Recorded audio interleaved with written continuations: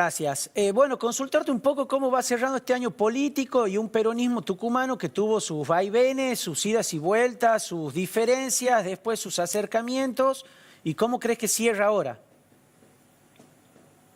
Y los peronistas somos como las víboras, decía un pensador.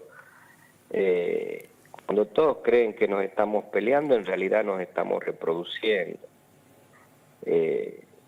La gran virtud de quienes nos conducen en las distintas etapas, en este caso Juan Mansur desde la presidencia del Partido Justicialista y Osvaldo Jaldo desde la gobernación, ha sido siempre la reflexión y la visión de un proceso a futuro donde entienden que la unidad es lo primordial.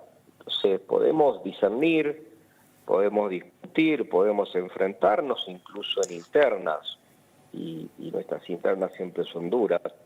Sin embargo, luego prima siempre aquella enseñanza de Juan Perón de que el que gana conduce y el que pierde acompaña. Este año, por suerte, hemos logrado, mediante el consenso, llevar una lista de unidad que nos ha permitido tener un triunfo electoral, al menos en los números, en los votos, porque luego en la cantidad de bancas quedamos empatados con el competidor que pasa a ser la principal oposición en Tucumán hoy, que es la Libertad Avanza, ¿no? Claro, claro. ¿Y vos de qué lado estás? ¿Estás más cercano a la postura del gobernador, a dialoguista con Milei, o un poco más de quizás Mansur, Yedlin y algunos otros parlamentarios nacionales y locales que están más alejados de esa postura? Yo creo que hoy, D'Alessio, estamos todos del mismo lado intentando que Tucumán sobreviva y flote en esta gran incertidumbre política y económica que nos ha sumergido el gobierno nacional y sus políticas de un apriete sin precedentes a las provincias, a los gobernadores, principalmente aquellos de signo político distinto, para que acompañen los distintos proyectos de ley o las medidas que llevan adelante, ¿no? Claro. Entonces, hemos tenido diferencias, hemos debatido, hemos discutido, lo hemos charlado, pero entendemos, y así se ha quedado plasmado con la incorporación del diputado Javier Noguera al bloque Independencia. El gobernador necesita tener fuerza para llegar al diálogo cada vez que es citado por Casa Rosada para defender lo poco que llega a Tucumán y tratar de recuperar lo que nos han retenido en conceptos coparticipables, ¿no? Es un gobierno perverso, literalmente el gobierno nacional en el manejo de fondos y en cuanto a cómo se maneja con los gobernadores de las distintas provincias. Claro. Realmente ha causado un retroceso institucional en la República Argentina que ha llevado a que se reconfigure todo el mapa de acciones. Hoy podemos tener algunas disidencias con el accionar de Osvaldo Jaldo, lo que no quiere decir que no entendamos la posición difícil en la que está y que está priorizando la gobernabilidad de la provincia de Tucumán y ver cómo consigue los fondos para poder mantenernos a flote. Claro. En un contexto muy difícil. En un contexto muy difícil, Indalecio, donde si uno sale y recorre la provincia y provincias vecinas y recorre el país, recién escuchaba atentamente la nota anterior sobre el paro, ¿no? Aeroportuario. Era así, ¿verdad? Sí. Sí, de los controladores aéreos, sí. De los controladores aéreos, perdón. Pero si vos salís y recorres el país en vehículo, en auto, en moto, en lo que sea, tenés un país con rutas devastadas, donde cada vez es más difícil mover la producción, donde cada vez es más difícil trasladarse uno mismo, viajar, recorrer, y donde queda, entre otras cosas, una clara evidencia de que este verso de el superávit fiscal sigue siendo a costa de vida de los argentinos y a costa de números que se ocultan. Porque tenés, por ejemplo, lo que debería recaudarse por impuestos al combustible, ¿verdad? Sí. Y que debería volcarse en obras, lo dice así la propia ley, debería volcarse en obras de mantenimiento de rutas y caminos, que no se hace, que hay denuncias ya de diputados, donde se han requerido más de 45.000 millones, y la obra pública o el mantenimiento de caminos en este caso está absolutamente paralizado, lo que trae un grave problema, reitero, no solo a los ciudadanos comunes, sino a aquellos que deben mover producciones de un lado a otro. Sí. Bueno, en definitiva, ¿cuál es tu conclusión de lo que fue este año que termina en lo político? Me parece un año convulsionado, me parece un año donde realmente nos ha llevado a reflexionar muchísimo, Indalecio, con respecto a cómo piensa la sociedad sobre la clase política. Fíjate lo que se acaba de aprobar en el Congreso, no en comisión, sobre la reforma laboral. Creo que es como estamos cerrando el año y lo convulsionado que va a comenzar el próximo. Los cambios propuestos tienen un único sentido y finalidad, que es la desprotección del trabajador. Es un retroceso absoluto, perdemos no solo derechos laborales, sino además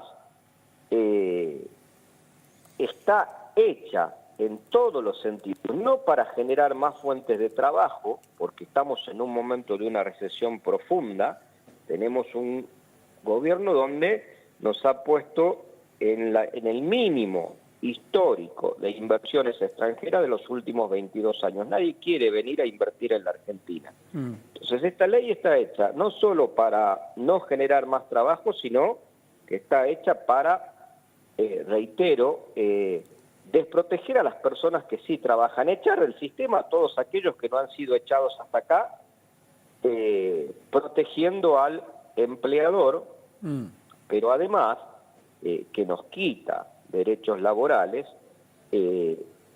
desarma todo lo que se ha construido mediante luchas colectivas, dejando absolutamente sin ningún tipo de fortaleza a los gremios y sindicatos en la defensa de los mismos. A ver, volvemos para redondear, Indalecio, a un gobierno que llegó en nombre de la libertad, del libre mercado, y que contradice permanentemente sus ideas, dando giros absolutamente contradictorios, me valga la redundancia, sobre su propio eje, ¿no? Claro. No hay una libertad al momento de los negocios, de las discusiones, salariales. No hay una libertad porque interviene el gobierno, de hecho ha intervenido esta vez y ha puesto un tope de 6.000 pesos, ¿verdad?, por decreto en el monto de los salarios mínimos. No hay una libertad cambiaria porque hay un eje de flotación entre bandas que establecieron de manera mentirosa, pero el Estado sale permanentemente a intervenir cuando el dólar empieza a subir y de hecho ha pedido ayuda exterior en su momento al Tesoro de Estados Unidos para intervenir y frenar el dólar. Entonces no hay libertad, no hay un mercado libre. Claro. Hay un mercado de libertad cuando le conviene al gobierno y sus socios. Cuando no le conviene, intervienen de manera inmediata, cercenando derechos o frenando iniciativas. Bien. Y lo más grave es que llegaron denunciando una inflación descontrolada, produjeron un brutal ajuste con una brutal transferencia de recursos de los sectores más concentrados de la economía, de los sectores más vulnerables a los sectores más concentrados de la economía. Y hoy nos encontramos con múltiples denuncias de diputados, con pruebas y mediciones particulares que muestran que el INDEC no solo está mintiendo una inflación que está reconocida al orden del 2,4, reconocida por el INDEC, sino que es una inflación que supera el 4% mensual y en un contexto de recesión, de ajuste, que va a sostener en el tiempo, por eso intentan avanzar con esta ley de precarización laboral denunciada ya por múltiples sectores y analizada en profundo por los diputados peronistas y de otros bloques que intentan defender las conquistas adquiridas sin la ley. Hemos tenido un 43% de incremento de nafta en los últimos 60 días, ¿verdad? Luego bajaron un 2%. Ahora eso se ha trasladado a los precios. Y así, si vos tomás cualquier precio de la canasta desde enero de este año a diciembre de este año, hay un incremento que supera ampliamente lo manifestado por el INDEC. Es decir, siguen mintiendo también con el control de la inflación. Si después de los ajustes que han llevado adelante, después de la recesión en la que nos han sometido, después del endeudamiento, porque siguen tomando deuda, ¿vieron lo grave? Me parece válido el ejemplo si me das unos segundos. Zelensky ha pedido 20.000 millones de dólares para reconstruir Ucrania luego de 2 años y medio de guerra. Este gobierno ha tomado ya más de 60.000 millones de dólares de deuda a distintos organismos de crédito para producir nada, para generar nada.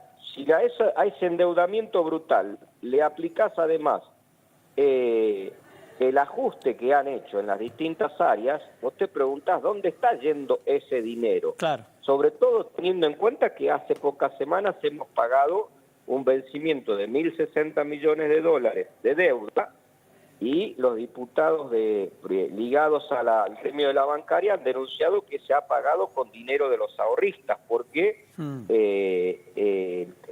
nuestro Banco Central está en rojo, porque tenemos reservas negativas al orden de los 16.000 millones de dólares. Es decir, no tenemos dólares físicos para hacer frente a los compromisos asumidos. De hecho, el año próximo tenemos 57.000 millones de dólares de deuda que pagar, deuda que tomó Caputo, no solo en este gobierno, sino en el gobierno de Macri, ¿verdad?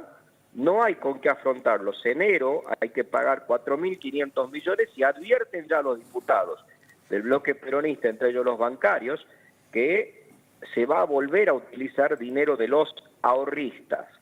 Es decir, si vos vas al banco, tenés unos dólares y querés retirarlos de inmediato, fíjate que te ponen una traba, te lo patean a días después y te dicen que te lo pueden dar en partes. Eso es un corralito encubierto, lo denunció ya hace un par de días el propio Prat Gay, haciendo un análisis de lo que está sucediendo con los encajes bancarios. Sí. Bueno, gracias Romano, muy amable por la charla, que tengas buen día.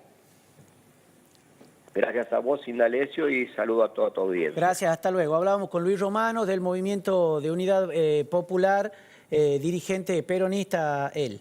Cambiamos de tema nosotros, nos vamos a ver lo que pasó y lo que va a pasar hoy en el Congreso de la Nación, porque se va a tratar el proyecto de presupuesto 2026 en diputados. El oficialismo obtuvo dictamen para tratar hoy en diputados el presupuesto 2026 y la ley de compromiso fiscal con apoyo de bloques aliados como PRO, UCR y fuerzas provinciales, aunque con disidencias. El texto incorpora cambios clave, deroga la ley de financiamiento universitario, la emergencia en discapacidad y elimina fondos para el Garrahan.